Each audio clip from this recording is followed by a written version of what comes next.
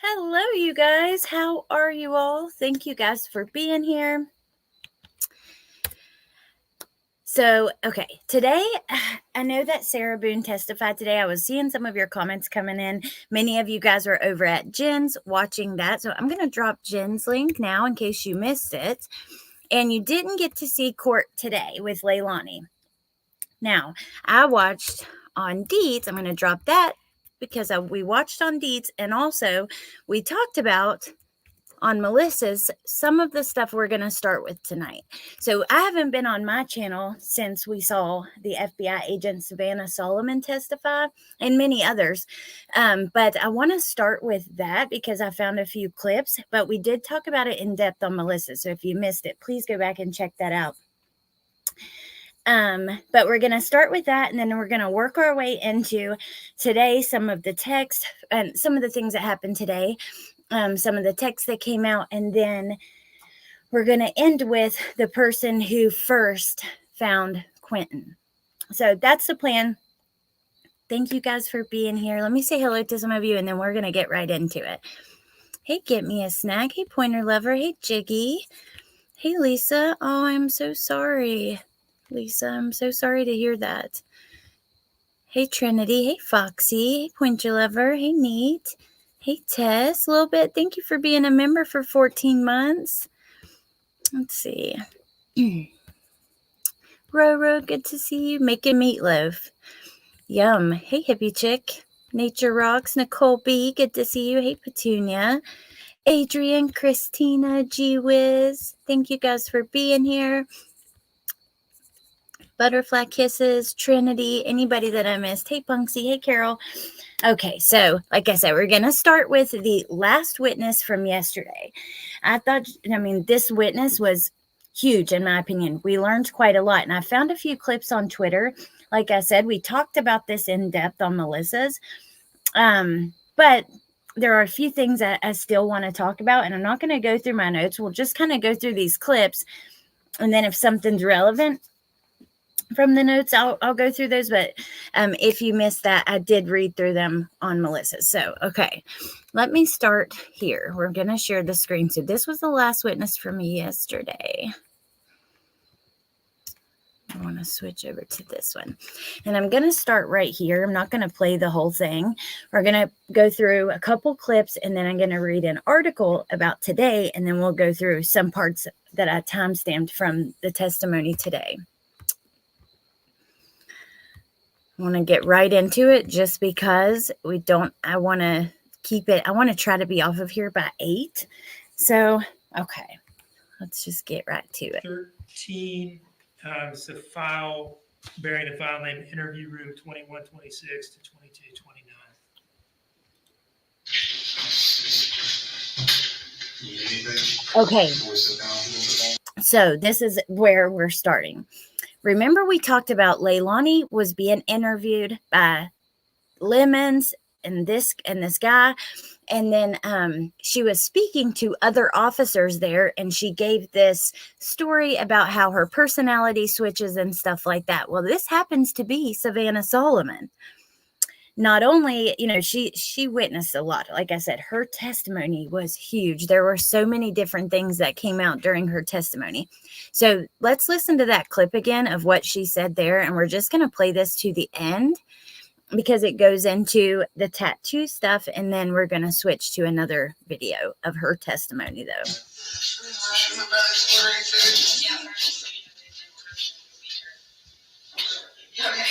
And we're definitely going to go to the part where Leilani started crying as well.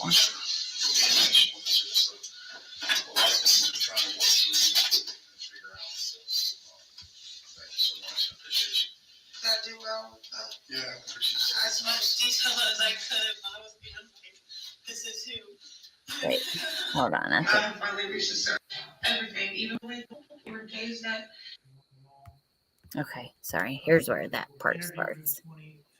It's hard to hear compared to some of the other things that we'll. Something so little just might happen, and it's like a trigger. And it's not. And it's almost like I'm a completely different person. The way I talk, the way I move, the way I look at you, everything, even my tone of voice. Can you feel that happening? where it's like when it happens, I finally reached a certain level of anger or stress or whatever it might be at that moment that I just it's like a switch. I don't even realize it until after I've calmed down that I just Like a seriously switch. tripped on you and treated you like that person. She said, I don't have to apologize. I don't even realize it. And then until I calm down. And then I'm like, I'm seriously just tripped on you. How did she say it? And treated you like that. And then I'm left there apologizing. She was talking to FBI agent Savannah Solomon. And everybody, yeah, I'm sorry, I'm crazy. I don't know what happened. I don't even know why I did that. And half the time when it happens or randomly happens like that, and it's not like the slowly transition or whatever. It's it's because I don't even know how to explain it. Why would she even get into this? It makes no sense. If Maybe I'm doing pretty good throughout the day and I got a good day overall, and then something might trigger me. Maybe it's weighing on her. I can feel it. I can feel myself changing the way I talk, the way I think, the opinions I have, everything. I can feel the difference. But when it happens, like a day like today, with the amount of stuff going on and stress and emotion or whatever, I just snap. That was day one of the investigation. Day one. Correct. Now wait till you hear what else happened on day one. This tattoo that she told Agent Solomon she wanted to get, and it's going to be right after this. So let's keep watching. On that day, was there a point where you spent some time alone with the defendant in a setting that Yes, wasn't Jen. recorded? Yes, at some point Something. around that time period of that video clip. Did it have something to do with a cigarette or something like that? She needed a smoke break outside, so I walked out with her. At some point during that interaction, or maybe it was another one that day, did she say something to you about getting a tattoo? Yes, she showed me her Hawaiian symbol tattoo about the waves going up and down and said that she wanted to get a tattoo in honor of Quentin along with it. And this was on October 5. It was. She was talking about getting a tattoo with him. In honor of him, yes. Okay. At this point in time, was she still kind of representing the story that Quentin had been abducted? Yes. Was anybody yet talking about Quentin being dead? We suspected it within the investigative team, but it had not been discussed outside of the investigative team. On day one, they suspected. That's why I let it keep playing there, because now we're done with this clip. But on day one, they suspected he was deceased. That is crazy. Now, they hadn't told Leilani that, of course, but they had talked about it within the investigative team. Leilani was talking about getting a tattoo in honor of him, giving this story about how she snaps. It's really interesting. I don't know what was going on in her head there, but now we're going to switch over to this one. So this is going to talk about, she's going to talk about Leilani's reaction to finding out that they thought Quentin was deceased and they were going to be looking in the landfill versus the other people in the home and their reactions, including Billy Joe. And she says there's a number of people, 5 actually. So I want you guys to see this, and then I'm going to show you, it was heartbreaking to listen to, but when they were talking about what they found in the landfill, Leilani actually does shed a tear, and I want you guys to see that before we get into what happened today.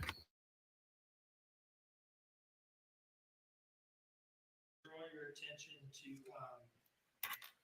the defendant's October 8th interview with Bridget Rock at the FBI office in Savannah. Okay. Were you present for that?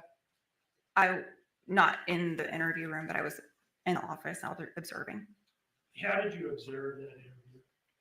Closed circuit television through the office. Okay, now I forgot before we get into how she told them. You guys got to hear this. Now, this is about Leilani was being interviewed by Bridget Brock. And at this time, Savannah Solomon was observing. I'm going to let her tell you. Listen to this. I watched much of it as it was occurring. I was also watching Danny in a simultaneous interview. Did you observe any unusual behavior by the defendant on that day with reference to Bridget Brock's belongings or equipment or anything? I did. Agent Brock had stepped out of the room, but the cameras were still rolling, and the defendant walked up to Miss Brock's computer system and unplugged it. And when it made a noise, she plugged it back in and sat back down. I'm sorry, I didn't mean to cut you. Sorry, that was after looking at the cameras and down the hallway. Was there something about... So Leilani, after looking at the cameras and down the hallway, unplugs Bridget Brock's computer. What the hell did she think she was going to do? I cannot get over this. Like I said, this testimony for me has been one of the most, I was just blown away so many times during her testimony for different reasons, you know. Let me see what you guys say about this, if anything. My chat's being a little funky monkey.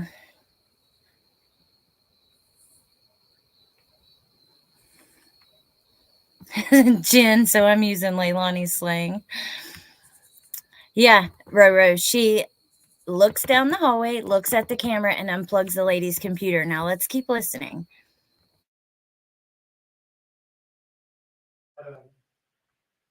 Bridget Brock's notes as well have been left on the desk? Not that I observed. Okay. That evening, October 8th, that was the... Look at Leilani. Hold up. Look at that stare she gave. Not that I observed. She's so mad at this testimony. That evening, October 8th, oh my God. That was the hotel surveillance operation? It was. And how many nights did that go on for? Was it one? Two? One night. Okay, just the one night. Were you involved in proposing that idea to Daniel Youngkin? Yes. And that would have been like the day before on the 7th? It was. Okay. Tell us about his reaction to that proposal. The day he came to us, he was pretty broken in a lot of ways. He was still trying to figure out what he believed had happened. He was worried about his child, and was beginning to have conflicts between believing Leilani less, but also his loyalties to her. Was worried about his child. That hit me, like the way that she said that. And then was fighting, he was broken, she said, fighting between his loyalties to Leilani and then knowing that she was lying. All right. And was working through that. So when she does a little bit. got to the point of talking through Jenna. A lot of his concerns there, I'm so happy. He was willing, and actually was the one who said, are you going to want to wire up the hotel room? And we said, only with your permission. We wouldn't do that without your permission. Melissa, do you remember I told you that he's the one who, like yesterday when we were on your channel, he's the one who brought it up, actually. I guess he knew they were going down that road. Now, I don't want to listen to this hotel stuff again with you guys, so I'm going to skip. Let's see. I think this should be about right, but let me see. I went over everything, like, again, right before the live that I wanted us to look at. So I think this is where, but also I wasn't sure about, just let me play it. Danny knew more than he was letting on or anything along those lines? No. I'd like to play a couple of clips from these recordings. She said that y'all told her that. Correct. Hold on. And you went and met Misty. Got one, y'all. And you said they told her? I think so, yes. What did she say? And she confirmed it. She confirmed it? I'm pretty sure, yes. She confirmed it, and I don't mean to play this. Actually, I was trying to get right past it, but I just can't get over her her bullshit. It started on October 9th, yes. was Danny cooperative with that as well? Yes, he and his mother gave consent for us. Danny and his mother gave consent for the phone to be tapped. That started October 9th. October 5th. Let's just look at this. Quentin goes missing October 5th. He's reported missing.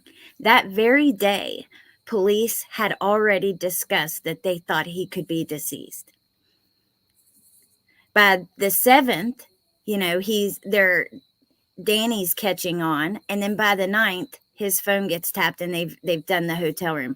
This was so quick, and Mrs. O had put a comment in here. The protesters should apologize, and I completely agree. Look, they thought they weren't doing their job. The rumors about Chief Hadley were horrific, and all the while, look at all that they were gathering. And they were really smart about it. They were making sure to get evidence that not only was it Leilani, but that it wasn't Danny. I think that, like this recording in the hotel room and tapping their phone, they wanted to be sure. And they really left no room for people to continue with the rumors that Danny was involved. There's just no room for that anymore. Just to monitor his cell phone. Were you Thank God. involved in the monitoring of that wiretap through the Florida time? I was. Were you like a point person for it? I was. I reviewed it every day. I want to move forward to the October 12th interview. We've heard testimony from Special Agent Snyder about this. I just want to ask you about a couple of things. Was there a point, what was the main point of bringing her in? Were you bringing her in to notify her of anything in particular that day on October 12th? That was the day that we provided the death notifications and notification of the landfill search to the family members. And at what point? Listen to this, you guys. For that interview, did you notify the defendant of that? We never actually said that Quentin was dead with her. It was understood. So maybe halfway through the time, we made it clear, but we never said the word dead. At some point during that interview, did you tell her something to the effect of, we're about to start searching that landfill and we're 98% sure we're going to find Quentin in it? I was very confident we were going to find Quentin in the landfill when I spoke to her, yes. Did you tell her that? Yes. How did she react to that? She said he wasn't in the bag.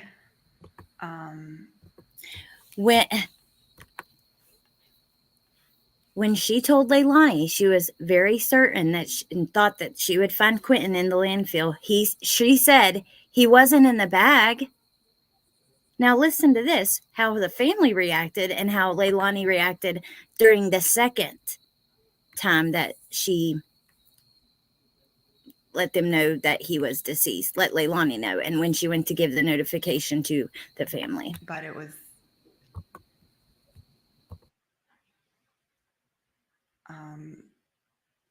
hard to characterize. It wasn't shock, which is the most surprising thing of it.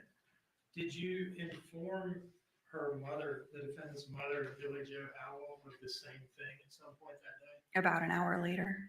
Yeah, was that after the defendant's interview had concluded? It was. Where were you when you informed the defendant's mother of that? Brad and our victim specialist and I went to the Buckhalter Road residence and informed her in her living room. And how did she react? I told her in order. I told her I was going to tell her 3 things. And when she was done processing one, we would move to the next. So the first thing I told her was that Quentin had died. And she showed anguish when she was ready to hear the next thing. I told her that we were going to find him in the landfill and that we would be announcing that search was commencing. And she pulled back from me and she said, "My baby is in the trash."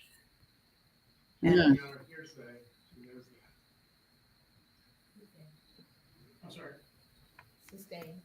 So that was sustained. The jury's not supposed to take that into consideration, but just for us, for conversational purposes, Leilani's first reaction is, He wasn't in the bag. Billy Joe, just shock and disgust, anguish. My baby's in the trash. Like they're pointing out. I don't know, Nate. I feel like it was a question, but let's keep listening because they're pointing out that Billy Joe and all the other people in the home showed different levels of anguish and shock. But Leilani, she didn't observe that with Leilani.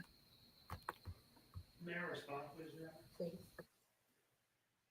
Did the witnesses describing Billy Joe Howell asking a question? It can't be a statement offered for the truth. It's a reaction.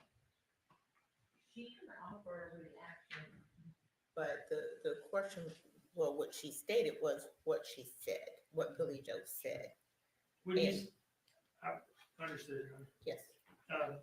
When you said that to Billy Joe Howell that you believed him to be in the landfill and that you're gonna find him in the landfill, did she make any statements of fact to you in response to that? No. How did she react? Shock, horror, disbelief, anguish that there were 4 other people that we then notified that were at the house. And it was a picture of 5 different versions of anguish. And was there a contrast there in how those people reacted and how the defendant had reacted earlier that day when you told me? Yes. Now, what was your, I want to ask you some questions about October 24th. Okay. Okay, but first I'd just like to ask you about, what was your typical day like between October 12th and October 24th? What did that look like for you? Landfill operations commenced a few days following the 12th. I very much appreciated hearing how they reacted. Now, we're going to switch to the local news when they were streaming the trial. And, okay, so Agent Solomon gets into talking about when they found Quentin, and, they show very graphic photos we weren't able to see. She talks about what a huge part, she played a huge role. She was there every day. Some days she was searching. Some days she was doing like administrative work. But this is when Leilani cries. Hey, Mrs. Italy D. This is when Leilani cries. I'm going to, let's see, maybe I should put it back just a little bit so we can kind of see what she's talking about. And I want you guys to see this. And then we're going to get into some things from today. A swath of skin or pieces. Okay. So I guess I'll start here. This is just so you guys can see it in full. I had it right at the part where she cries. I just wanted to go back a little bit so you can understand the context. The period of time that passed from the first apparent item, I guess from the first apparent item. It's pretty quiet. Hold on. Let me turn on the volume booster just really quick.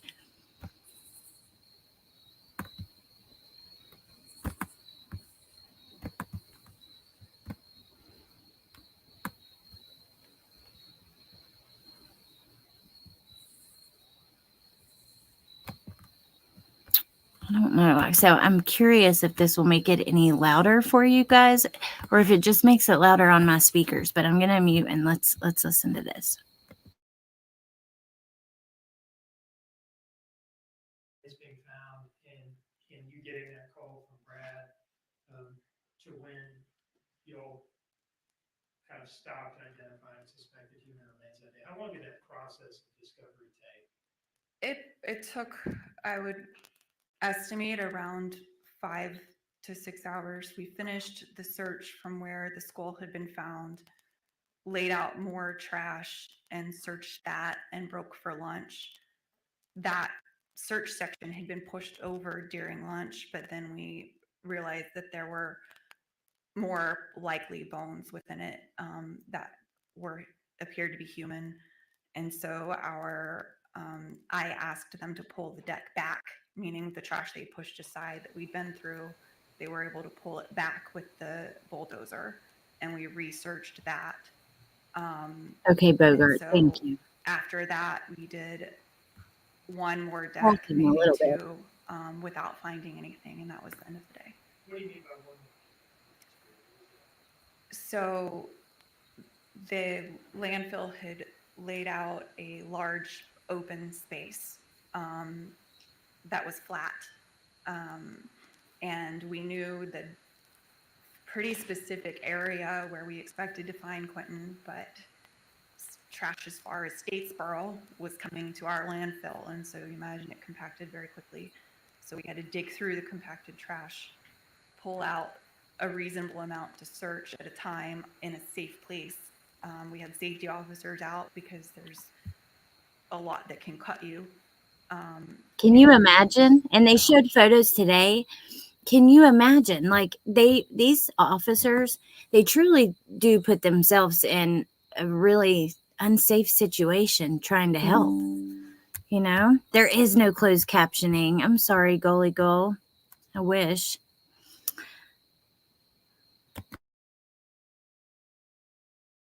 We didn't have an issue with noxious fumes, but that was also a concern. So we pull that out. The safety officers would look through the deck and make sure that the search team was cleared to go forward.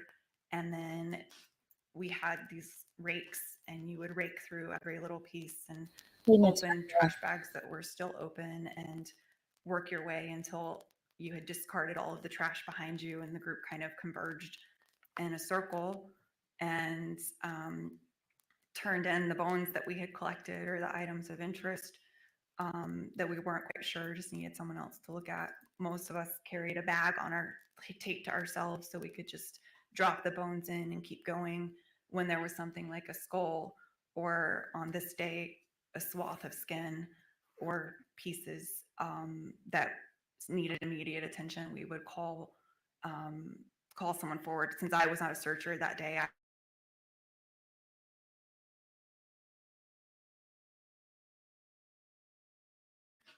How far apart on the search day could you Look say at her. Quentin found from one another?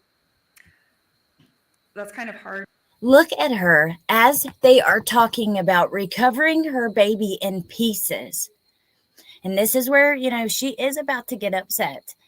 But the officers can't talk about it. I'm going to show you in a little bit another officer, the one who found bone, which was part of the skull. She gets emotional. I don't know. It's so gross. To describe, because he was strewn, because he'd been strewn when he was compacted into his place of rest at the time, and then the bulldozer dug up chunks and laid out the deck, and then we spread them out. And so he was found across 2 or 3 decks, and the decks were, half a football field. So many searchers found different pieces of him, yes. So if you do the math, 3 different decks, each of which is maybe a half of a football field, talking about like 1.5 football field area over which pieces of Quentin were found. Once he was spread out, or once the decks were spread out, yes.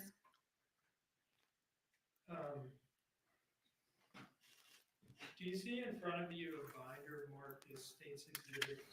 Now, these photos, let me just say for a second. These photos, the prosecutor wanted to give this binder to the jury. Each binder had like 60 some photos in it, no duplicates. The defense fought against that and thought that it would cause them to not give her a fair trial, basically. It would be more prejudice than, I don't remember how they said it, but yes, the point is it would not give her a fair trial. So the judge decided, okay, put him up on the screen. Well, the prosecutor wasn't ready, but then he got it where he only had to put 4 photos on the screen, and that's what we're about to watch them look at. But the officer was able to have the binder, and then the jury will have will get to look at the binder as well, or got to look at it, and will when they deliberate. I think so. But I know every place is different, but oftentimes, they can go back over the evidence. So here, let's just play in. You see in front of you a binder. I do. Is it marked as a state's exhibit? It is. It's What marked is as the number? 77. Could you take a look through that? There you go, Kathy. That's it. What's in there? Prejudicial versus probative. I do. What are you looking at here? I'm looking at evidence photos of human remains. And are those the pieces of Quentin that you've been talking about being found that day? They are. Where were these photographed before they were transported to the lab at Quantico? They were. And do these photographs fairly and accurately depict? So the photos that we had seen before were from the lab. These are much more graphic. They said that the pictures are more clear. So we don't get to see them. The public won't see them, but like I said, the jury will have the binder. The suspected remains of Quentin Simon as you viewed them that day. They do. Your Honor, I would introduce this as State's Exhibit 77. Subject to the publishing and I guess rules we talked about earlier, Judge.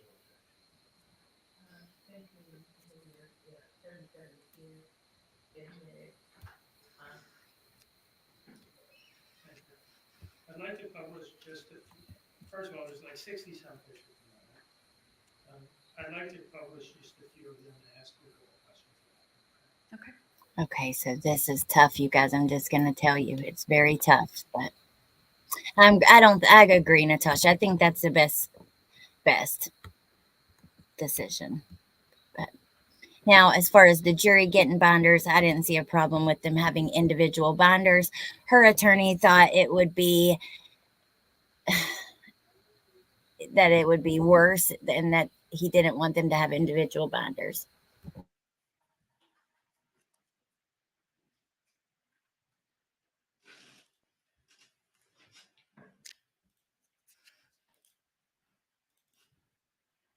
Can you flip to the first page in that binder? Yes.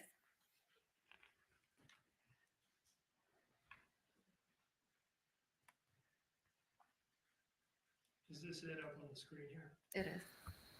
What does that appear to you to be, and what did it appear to you to be that day? It is the top half of a skull.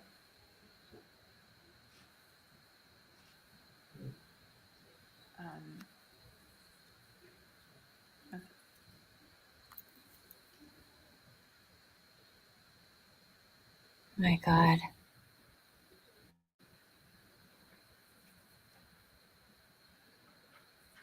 Oh, neat. They'll never get it out of their eyes.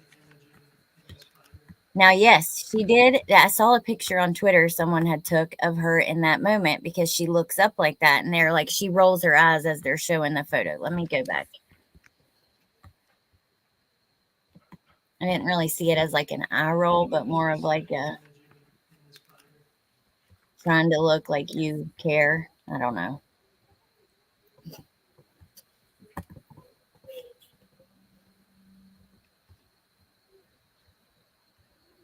Yeah, he was, MK. What does this appear to you to be, and what did it appear to you to be that day? When we found this and brought it to the tents, we weren't sure when we saw it from here. What I know now and can see is it is a severed foot, cut from the ankle, looking from the inside of the ankle down. Can you see the ankle bones in this image, just to orient us? Yes, to orient, this is the ankle bone where it was cut, and then you see almost a left toenail, and you can start seeing the shape of the foot from there.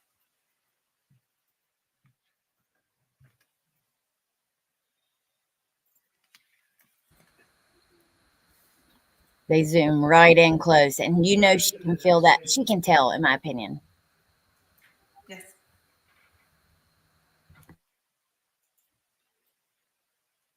What is That is the same foot flipped over, so you can clearly see the skin of the foot.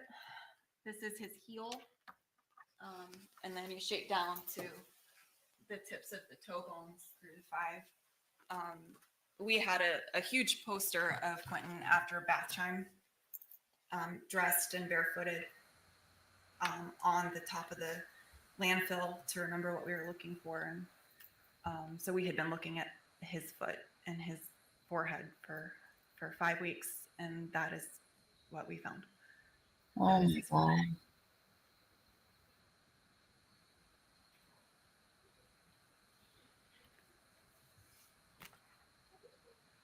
She wipes her eye. Don't. Finally, the third, or the fourth image is a biter.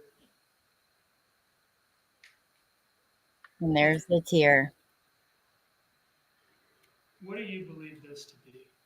I believe that it is a swath of skin going from the length of a body, of a toddler's body. So the shoulders come through the back and then down one leg. This was a piece that Officer Zerki passed to Kim Johnson. There's actually more than one tear. There's on the other side too, just because I know that had been mentioned. So just to be clear. Who passed to me as we carried out with tongs, because at the time it was hard to recognize, but we knew it stood out from everything else we had seen in the landfill. She's still crying. Now, I'd like to ask you some questions about Okay, so my God, you guys, I'm so sorry because I know that is extremely difficult to listen to. You know, I had told you guys before, this trial has already really affected me emotionally. I've had a few really tough days, and I understand if you guys got to leave. You know, I definitely understand that. But I just think about, imagine what Quentin went through, you know. So, okay. Now we're going to switch gears to today. I want to, I'm just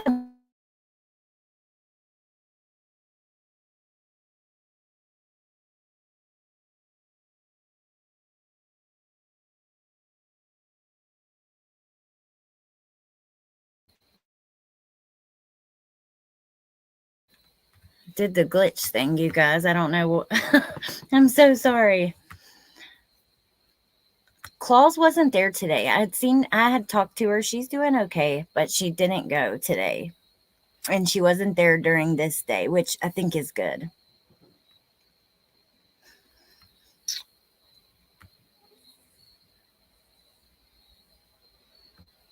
No, I wasn't muted. I had a glitch. I'm sorry, you guys. Okay, so I want to get into this article. They summed up what happened today very well. And I do have one other part of the trial I want to play from today. So, okay,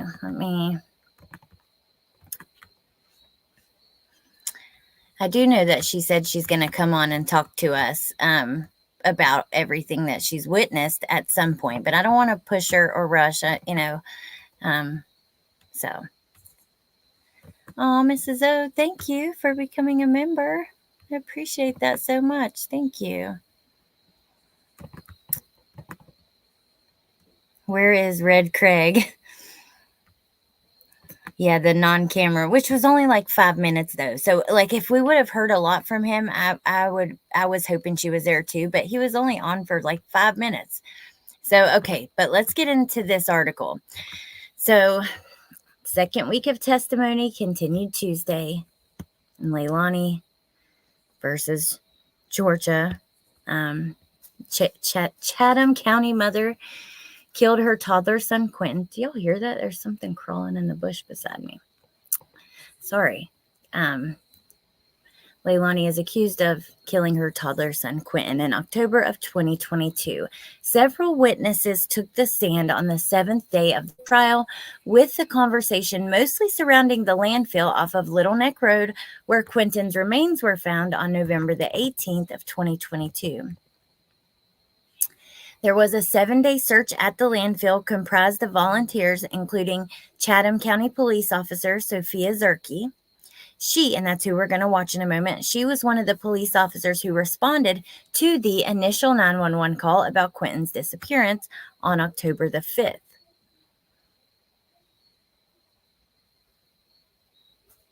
Little Red, you're making a Red Craig meme. What is in that bush? Zerki was also the first one to find some of Quentin's remains. After having been out there for weeks, going through line after line, tell me what it felt like to see that little piece of Quentin's skull, pick it up and realize what it was. She said it was heartbreaking. Was it rewarding also? A tearful Zerki nodded. So, other witnesses included Craig Weston, who the state identified as Simon's drug dealer. Chatham County Police Detective Marianne Lemons read a series of texts between Weston and Simon about their apparent sexual encounters. Now, Dietz found him and found a picture of him. I meant to send it to myself, but definitely check out her. If you haven't watched, you need to watch, and you should watch there because of those little extra details, like finding his picture today and stuff, and his record. One major update was the state saying on the record they plan to rest their case this week. There will likely be a verdict next week. The original timeline was 2 or 3 weeks. Next week would take us into the 3rd. Court is expected to resume on Wednesday at 10 a.m. And now here's the live blog.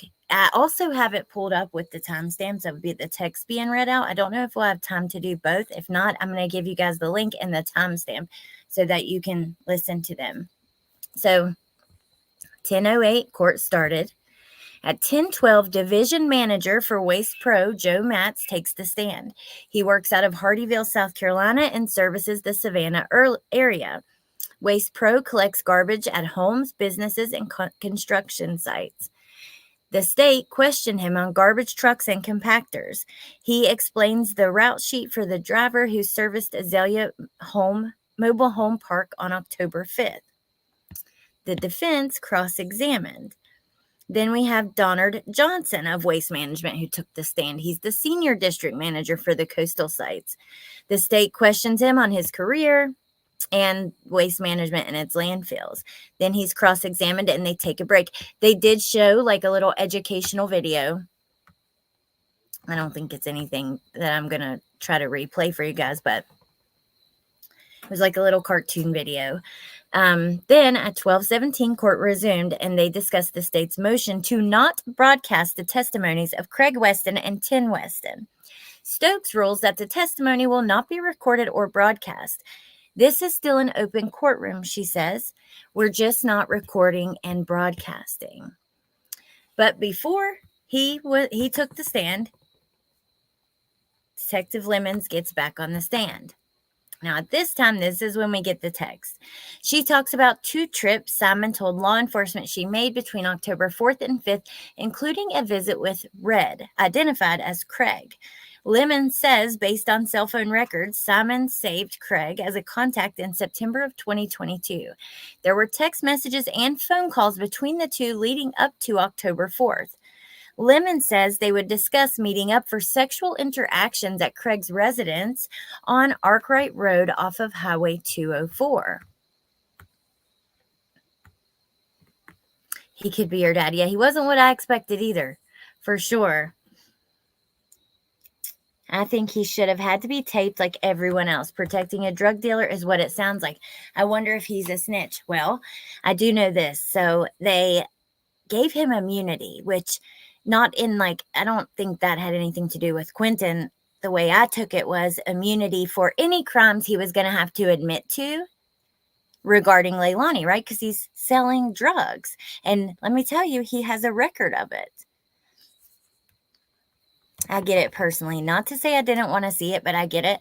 I was so bummed, but it was so short. And really all it was another lie Leilani told. He said, oh, I'll have to pull up the tweets, but he said he didn't meet Leilani at a time she said he did. I believe it was. But okay, so Lemons says before he gets on the stands, we're still at Lemons. You know, they would discuss meeting up for sexual interactions. Listen to this. She reads a series of texts between the two in the early morning hours of September 27th, including a video Leilani sent to Craig of herself masturbating. So we have Leilani who's, oh, Danny doesn't want me, gonna kill her, like send a video, not actually take her in life, not actually kill herself, but act like she's going to for Danny's attention while she's sleeping with somebody else and sending them videos of her masturbating and stuff. You've got to be kidding me.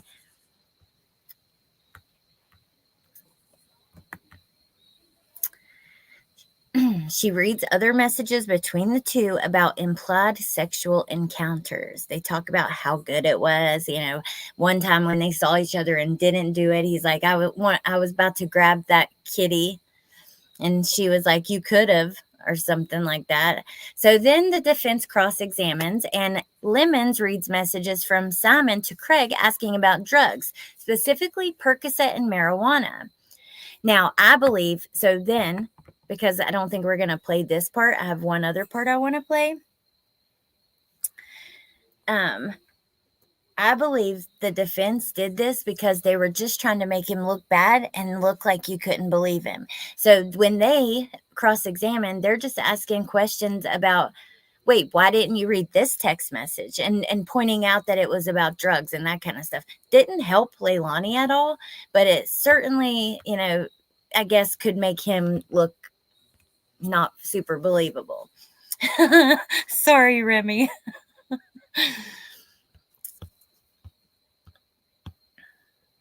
Okay. Then the state redirects, and Lemons agrees with the state that this shows Craig was sleeping with Simon and supplying her drugs. The state calls Craig Weston to the stand.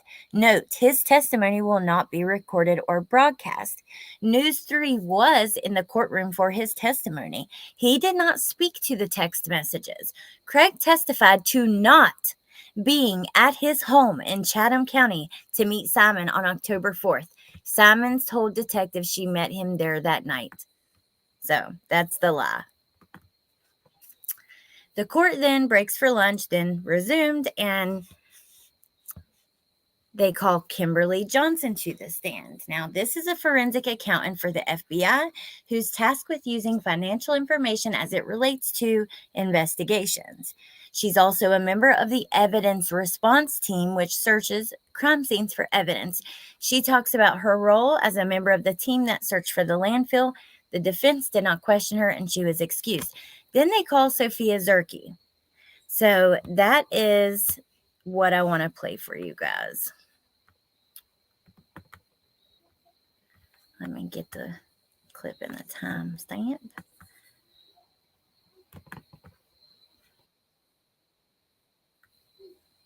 Okay.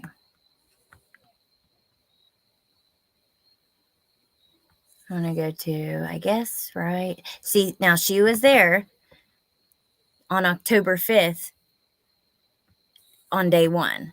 But I don't want to play that. I want to just play you just like maybe 3 minutes. We'll start here. To help in any way that I could. And Let me boost this audio because it's not. going forward from that, were you involved as a searcher at the landfill? Yes, sir. What day did you start on? Not necessarily the date, but like, was it the first day of the Jordan. search? Yes. Yes, Yes, I was there for the first day. And were you involved throughout? Yes.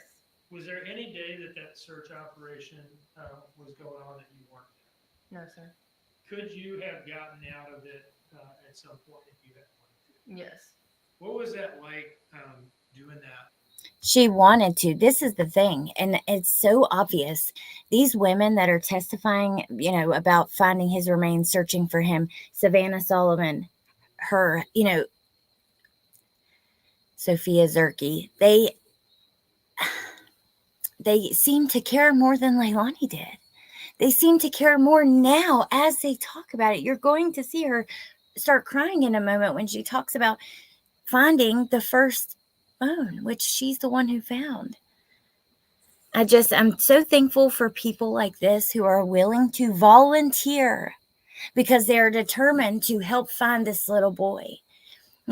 From the time where they thought he could still be alive to this point where they're looking for remains in pieces at the freaking landfill. Jordan, thank you for being a member 32 freaking months. That's crazy. And hey, good to see you. That is amazing. Oh, I don't think I have Pointer Lover. I'll do it at the end though. Okay, so let's have a listen to this. Hey, PJ, Second Chance. For, I don't know, 5 weeks or whatever it was. It was a lot. It was mentally, emotionally, and physically draining every single day. Now, I'd like to draw your attention to November 18, 2022, the day that Nick Quinton was found out there.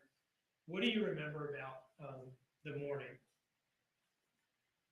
From what I can recall, it was like every other morning it started out. We have a briefing, kind of talk about how the day is going to go. We get ready when we start searching.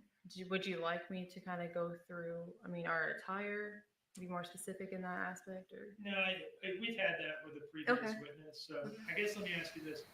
In the morning, was it a normal day? Yes, sir. Hey, What Mo. do you remember about the point where it became not a normal day? I was just breaking through the garbage. The audio is delayed. Like it's not me or the internet or anything. It's just the words don't necessarily line up 100% with their mouths. It's so. And then I had observed a white small object, could fit in the palm of my hand. It looked like bone to me. So I remember seeing my Lieutenant Foster, because they were all on the side, and contacting him, and they came over and removed it.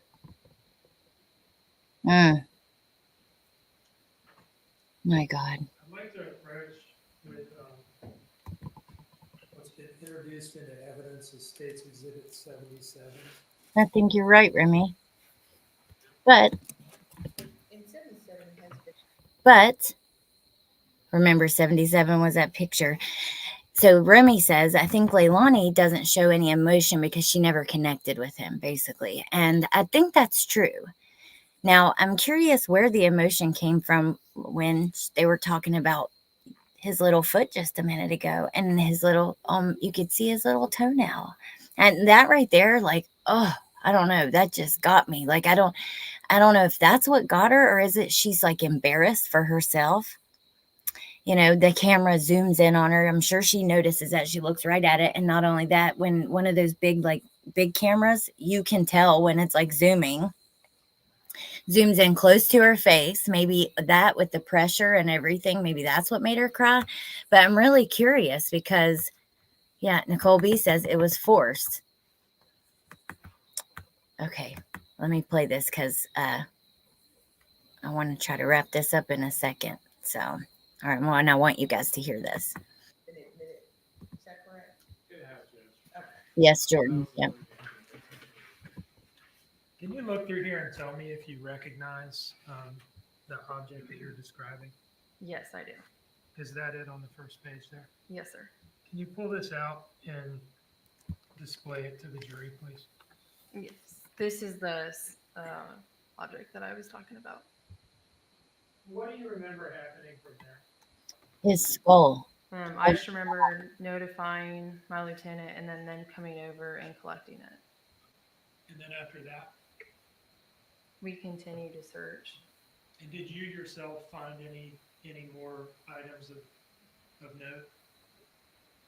I don't recall because really any items that we found that we thought were potentially That's a truth. bones, we would put in the buckets for them to collect and to get tested.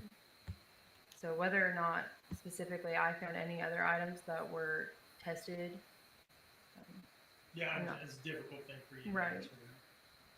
Let me ask you this: after having been out there for weeks, going through line after line, tell me what it felt like to see that little piece of Quentin's skull and pick it up and realize what it was. it was heartbreaking. Was it rewarding also? I have no further questions. My God. I think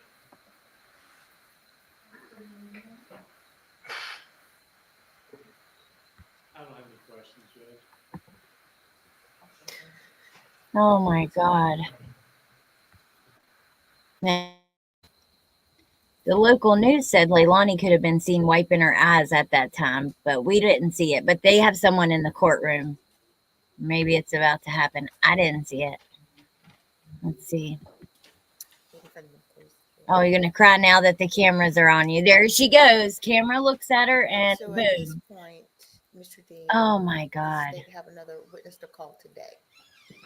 Yeah, there it goes. Oh my God.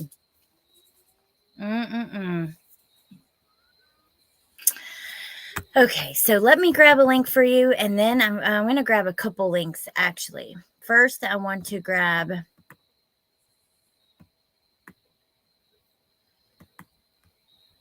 this is where the text messages happen. It is at timestamp. Hold on. If you didn't get to see it and you want to see, it's at timestamp 2 hours, 29 minutes. The link that's dropping right now. Then I want to go get a few other links for you guys. And we're going to keep talking about this. This is important to me. I know it's important to you guys. We're definitely going to keep talking about it. So now I'm going to grab Melissa's link. She's going to be live in just a few minutes about Wade Wilson and Bunny and plus poor pitiful Jesse is what the thumbnail says. So there's the exact link to that live. I should have done the redirect to it. Then maybe I should come in the chat and pin that since that's where we're going right now. And then I'm going to drop a couple other links. Pin message. So the link at the top is Melissa's live that's about to happen right now. Yes, it is a throwback, Melissa, from last year. So then I want to drop, Jen has been streaming Sarah Boone. I've been in and out of there, but I'm going to have to watch her testimony in full. So I'm going to drop her link, and they're just about done with trial. It looks like all of these are wrapping up. Delphi's still in like full swing, but so there's Bendy Deets. If Melissa has her settings on, I can redirect it. I know how to do it even while I'm live, I'm pretty sure, but she'd have to have the settings on. So Deets is going to stream Leilani again, I think, and she has been. And if you want to see Red Craig, you can go to her live from today. And yeah, check out those channels. And I don't know,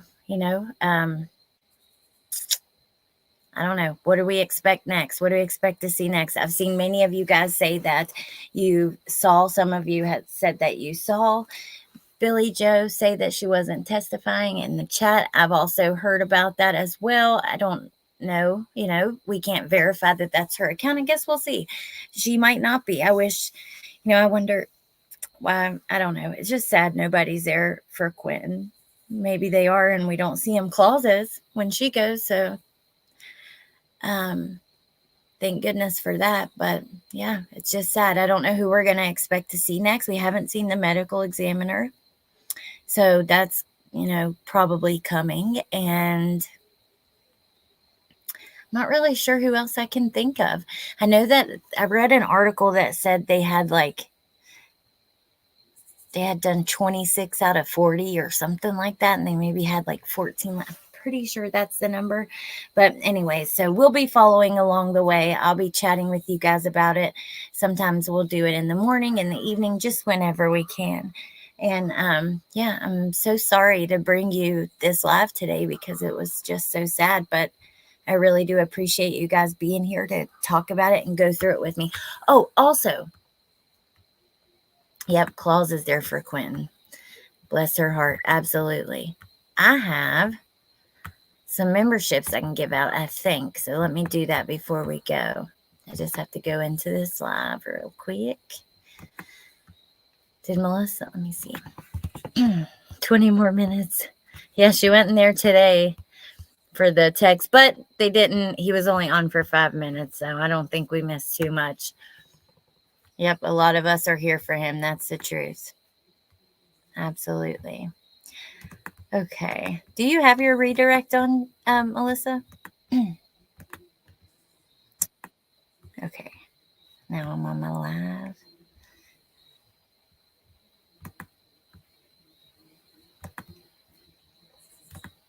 Close. What am I doing? Trying to start a poll. Membership gifting. Yes, I do. I'm going to gift them now. So welcome to the new members.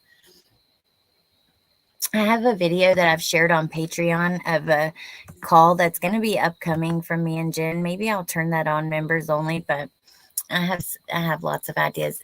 I think we just have to get through this trial. But yeah, welcome to members only. And you can use the cute little emojis. I need to come up with some new ones. And yay. Oh, Without Borders, Foxy, Twist.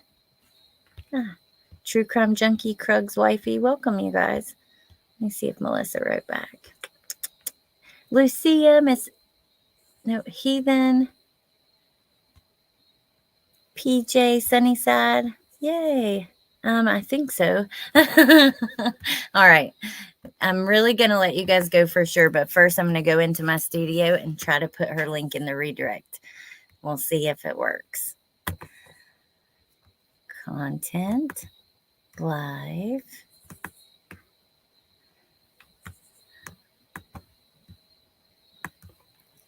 Show more.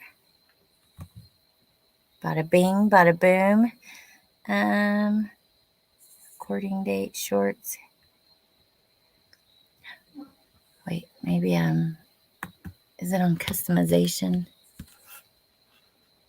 Hold on 1 second. Maybe I can't do it while I'm live. Maybe I can't.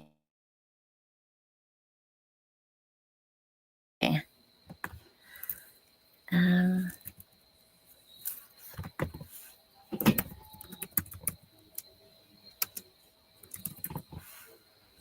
Got it. Yes. Save. Okay, so this live, when it ends, actually I had never been in one until Deets did it earlier to me. And I noticed like you have to press a button that says go now. So at least on my phone. So if you have an iPhone, I know that when this ends, it'll be a little banner and it'll say you're being redirected to Melissa J. Go now. So I hope to see you guys over there. Thank you for being here.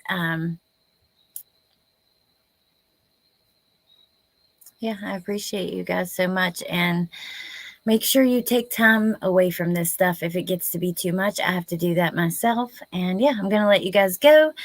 Thank you for everything. And if I don't just end it, I'll say goodbye 100,000 other ways. And you guys probably don't want to hear that. And I got shit to do. And we're going to go watch Melissa. So I'm just going to hit end. But have a great night. And I'll see you tomorrow. Bye.